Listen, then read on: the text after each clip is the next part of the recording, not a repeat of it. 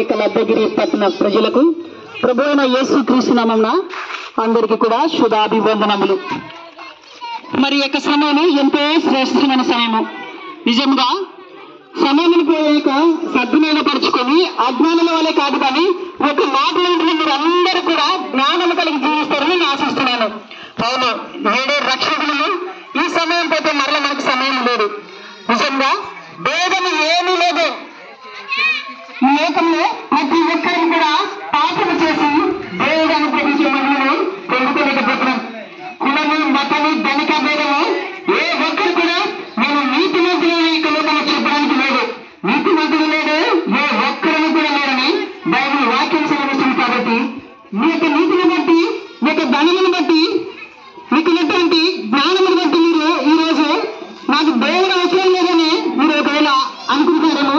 ఈ సహోదరి సహోదరులారా, ఈ యొక్క మాటలు ఇక కొద్ది సమయంలో మీ యొక్క పనులను కూడా కొద్దిగా పక్కన పెట్టి మా యొక్క మాటలు ఉంటే నిజంగా చెబుతున్నాము. ఎంతో ప్రయాసపడి వచ్చినాము మేము ఇక్కడికి. మేము ఈ యొక్క పట్టణానికి వచ్చి ఏది కూడా ఆశించలేదండి. మీ దగ్గర నుంచి మీరు ఏదో కానుకలు ఇస్తారని ఈ యొక్క పట్టణానికి రాలేదు.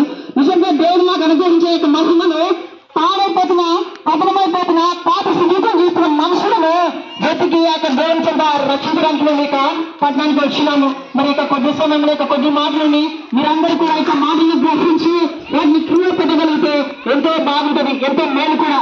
నిజంగా ఆ రోజు యేసుక్రీస్తు మీ కొరకు నా కొరకు శిలువలో వేలాడి మరణించినారు. ఎందుకు ఆయన ఆ యొక్క శిలువలో వేలాడి మరణించినాడంటే నువ్వు నేను చేసిన పాపం నిమిత్తమై ఆయన శిలువలో వేలాడాడు, మరణించాడు. మరణించిన దేవుడు అలాగే ఉన్నాడా? లేదు. మరణించిన యొక్క దేవుడు తిరిగి లేచాడు. ఎవరి కొరకు తిరిగి లేచాడంటే మరలా మన కొరకు యొక్క దేవుడు తిరిగి లేచాడు.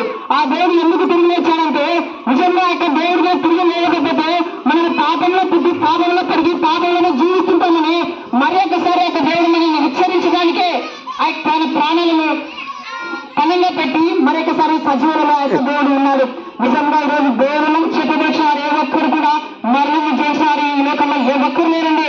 నిజంగా యేసుక్రీస్తు నిజమైన దేవుడు. మీరు కనుక ఆ యొక్క దేవుని తెలుసుకొని ఆ యొక్క మాటలను మీరు విని ఇప్పుడే మేము పాపలను అని చెప్పే చేసే పాపలను ఒప్పుకొని వాటిని విడిచిపెట్టి ప్రభువైన యేసుక్రీస్తు మీరు నమ్ముకున్నారంటే మీకు నిత్య జీవం ఉంటుంది అనుకుంటున్నారు. ఈ యొక్క లోకంలో మేము చాలా సంపాదించుకున్నాము, మాకు ఘనమంది పేరు ప్రశిస్తున్నాయని. ఇది స్థిరమైనది కాదు సహోదరి సహోదరులారా. ఈ లోకంలో మనం సంపాదించుకునేది ఏది కూడా మన స్థిరమైనది కాదు. నిజంగా ఎంత ధనవంతులైనప్పటికీ కూడా సంపాదించిన సంపాదన మొత్తం ఒక రోజు విడిచిపెట్టుకోవాల్సిందే. మరణం అనేది ఎవరికైనా కూడా పద్యము. ధనవంతుడు కావచ్చు, పేదవాడు కావచ్చు, ఎవరైనా కానీ పుట్టిన ప్రతి ఒక్కరు గిట్టక తప్పదు. కాబట్టి పుట్టిన ప్రతి మనిషి కూడా మరణించాలి. కాబట్టి ఈ యొక్క స్థిరమైన లోకం ఇది స్థిరమైనది కాదు. కాబట్టి పరలోకమైన ఒకటి ఉంది, అక్కడ స్థిరమైనది. ఇక్కడ ఆస్తులు సంపాదించుకొని వ్యక్తమే సహోదరులారా. పరలోకంలో నువ్వు ఆస్తులను సంపాదించాలంటే ఈ యొక్క లోకంలో నీ ఇష్టానుసారమైన జీవితం జీవించడానికి వీల్లేదు. మన ఇష్టానుసారమైన జీవితం మనం జీవించినట్లయితే పరలోకంలో దేవుడు ఆశించిన జీవితం మనం జీవించలేము. కాబట్టి మన ఇష్టానుసారమైన జీవితం కాదు, నిజంగా యేసుక్రీస్తు ప్రభువు వారు ఆశించిన జీవితం మనం జీవించినట్లయితే పరలోకంలో మనమందరం కూడా తనతో పాటు తన కుడి పక్కన మనల్ని కూడా చేర్చుకుంటాడు. కాబట్టి ఈ కొద్ది సమయంలో కొద్ది మాటలు మేము చెప్పగలిగాము. మరి యొక్క విన్న మాటలు కూడా మీరు అందరూ గ్రహిస్తారని, ఈ రోజే చేసే పొరపాట్లను సరిదిద్దుకుంటారని, నిజమైన దేవుడు ఉన్నాడు ఆయన ప్రభువైన యేసుక్రీస్తుని మీరు అందరూ కూడా తెలుసుకుంటారని మరి మన మధ్యలో సహోదరులు ప్రార్థిస్తాడు. మరి మీరు ఎక్కడున్నా ఈ యొక్క మాటలు ప్రతి ఒక్కరు కూడా మీరు ఉన్న చోటే పర్వాలేదు, ఏ సిగ్గుపడడానికి వీలేదండి. సిగ్గుపడేవారు దేవుడు రాజ్యంలో వారసులు కాదు. కాబట్టి సిగ్గుపడాల్సిన అవసరం లేదు. మీకు కులం అడ్డం వస్తుందేమో, మతం అడ్డం వస్తుందేమో, మేము కులాన్ని మతాన్ని మార్చడానికి రాలేదండి. మనసును మార్చడానికి మాత్రమే మేము ఇక మా దగ్గర పట్టణానికి వచ్చినాం. కాబట్టి మరి మన మధ్య సహోదరులు ప్రార్థిస్తుండగా మీరు అందరూ కూడా క్రింద తీసుకుని మీ యొక్క పాపలను ఒప్పుకుంటే ఆ యొక్క దేవుడు మీ పాపలను క్షమిస్తాడు, తన రాజ్యాన్ని మిమ్మల్ని అందరూ కూడా చేర్చుకుంటాడు. ఈ సాయంకాల సమయంలో ప్రభువా మమ్మల్ని యొక్క గ్రామంలో రప్పించిన దాన్ని బట్టి నీకే స్తుతి స్తోత్రం తెలియజేస్తున్నాను ప్రభువా. మరి ప్రభా ఈ గ్రామంలో ప్రభా స్వార్థ తెలియజేస్తున్న సమయంలో ప్రభా ప్రతి ఒక్కరిని ప్రభా ఎవరైతే దేవుణ్ణి తెలుసుకోనకుండా ఉన్నారో ప్రభా వారందరికీ ప్రభా మీరంటే ఎవరో తెలుసుకునేలాగా వారు సహాయం చేయను తండ్రి ప్రభా. మరైనా మా చుట్టూ ప్రభా ఈ యొక్క చిన్నపిల్లల్ని చేకూర్చావు ప్రభా.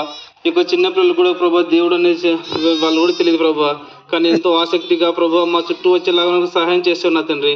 అదేవిధంగా ప్రభు ఎవరైతే ఈ గ్రామంలో ప్రతి ఒక్కరు తండ్రి అల్ప విశ్వాసులుగా జీవిస్తున్నారో ప్రభు వారందరికీ ప్రభు మీ శక్తి మీరున్నారన్న మీరు నిజ దేవుడు సజీవమైనటువంటి సత్యాన్ని తెలుసుకునేలాగా సహాయం చేయమని ఈ కొద్ది ప్రార్థనలకు నామలు అడిగి వచ్చినాం ప్రభు తండ్రి. ఆమేన్.